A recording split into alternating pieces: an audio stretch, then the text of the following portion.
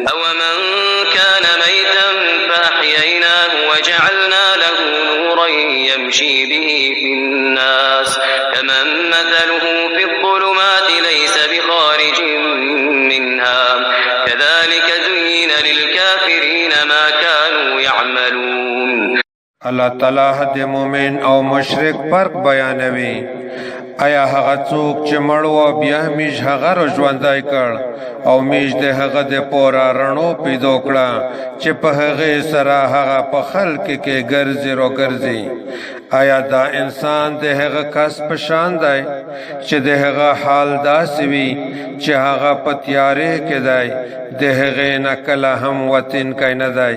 همدارنګه د کافرانو د پوره هغه عملونه شایسته کړل شوي دي چې دوی کول. وكذلك جعلنا في كل قرية أكابر مجرميها ليمكروا فيها وما يمكرون إلا بأنفسهم وما يشعرون.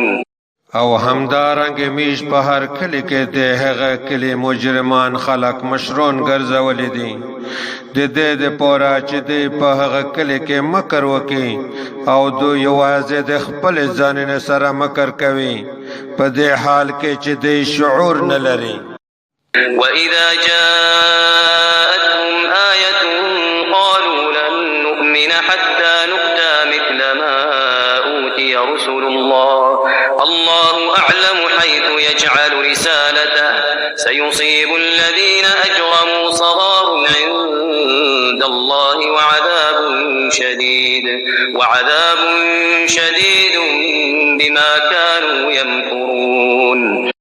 او کله چې دوی ته کیمه نقشه روشي دوی وایي هیڅ کله به موږ ایمان رانوړو تر هغې پورې چې موږ ته روکړلی شي په شان د هغې نقشې چې د الله تعالی رسولانو ته ورکول شوي دي.